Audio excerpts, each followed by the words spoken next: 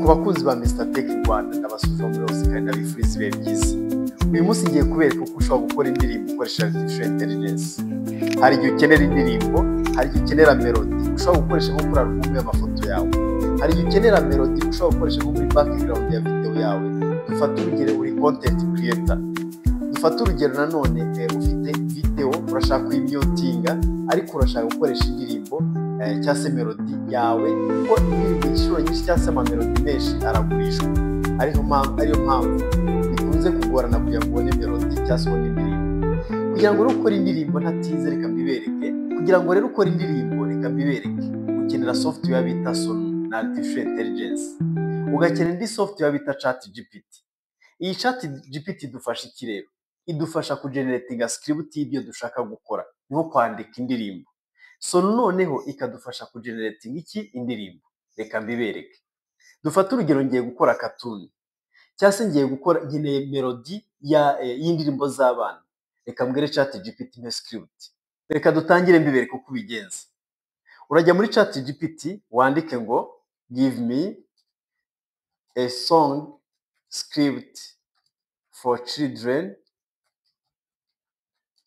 and the script is about teaching children garden trees. Uru ni urugero. Icyo tugiye gukora, dusabye ChatGPT kwiduha script yigisha abana ibiti biri muri jardin. Ahangaha nanone also ndagiye kuyisaba impe na melody. Also give me all required instrument to have a good melody. Ahangaha nisabye ko impa script. Reka dutegereze, ntabwo ifata umwanya munini kugira ngo tubone script. Script barayimpaye. Title iraza kuba yitwa Garden Trees Parade. Ni ukuvuga ngo barampa inyikirizo ni iyi ngiyi, barampa chorus, bampa ibitero, verse ya mbere, verse ya kabiri, verse ya gatatu, verse ya kane. Bambwe noneho n'ibizabiyigize. Icyo nkora kindi ni iki rero? Ndaza nkopiye ibi bintu, ndaza nkopiye iyi script nyishyire muri Word. Reka nyishyire muri Word ino script. Ndimo ndayikopiya. Ndabasaba kandi gukomeza tukagendera ku buryo ureba uko mbikora. Ndabikopiye bizanye muri Word, ndategereza machine ifungure Word irafungutse. Reka mbipestingemo.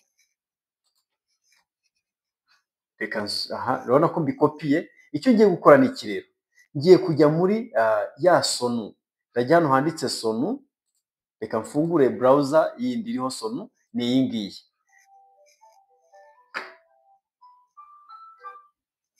Kuri Sono hari ahantu handitse make a song. Ndahakirika ntegereze hafunguka indi page. Ubona page irafungutse.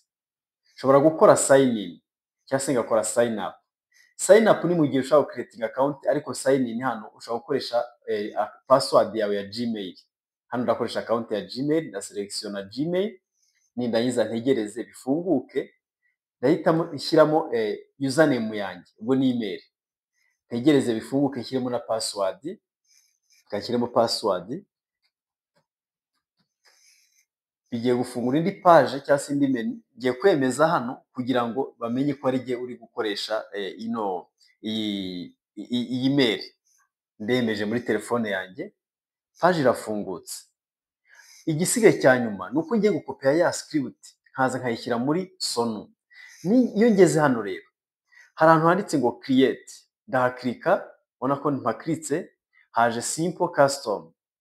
Ariko ni ukuvuga ngo hano iyo uje muri simple, muri custom, ni ukuvuga ngo ushobora gushyiramo ibindi andi ma option, baguha ama option atandukanye. Ariko nanone hano murabona handitse version.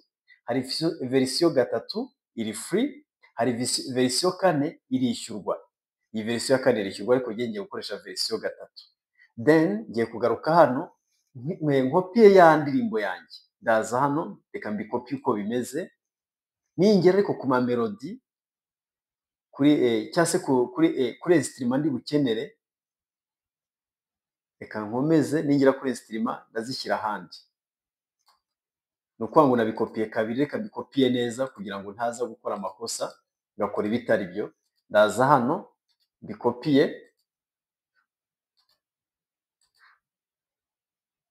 nsubireyo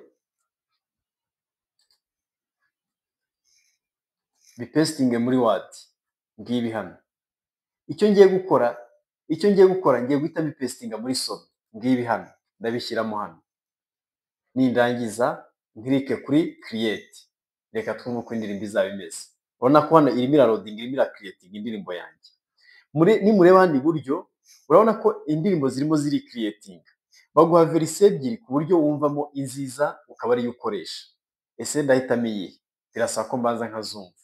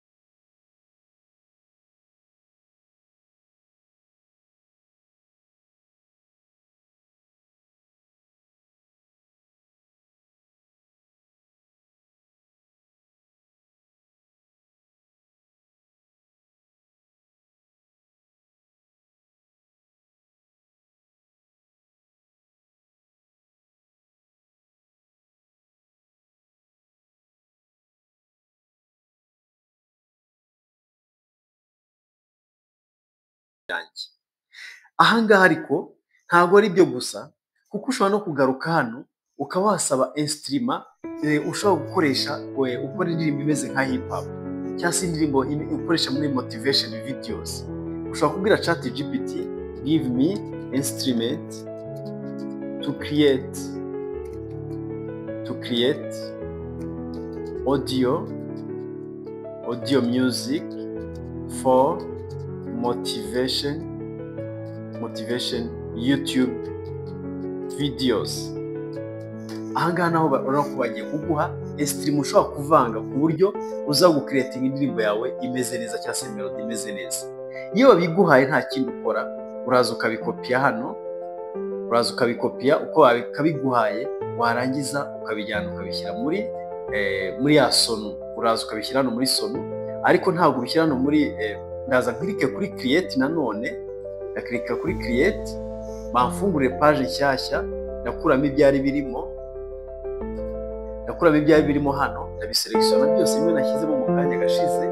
Nindangiza ariko nze n'enabling hano handitse instrument, uri kubona handitse instrument style, ndaza bipestingemo hano. Icyo ngiye gukora ndakora create. Reka twumve uko bimeze nanone, kuko murabona ko ya melody yanjye igiye kwicreatinga nshaka kuza gukoresha kuri video za YouTube ariko za motivation. Reka mbumvishe.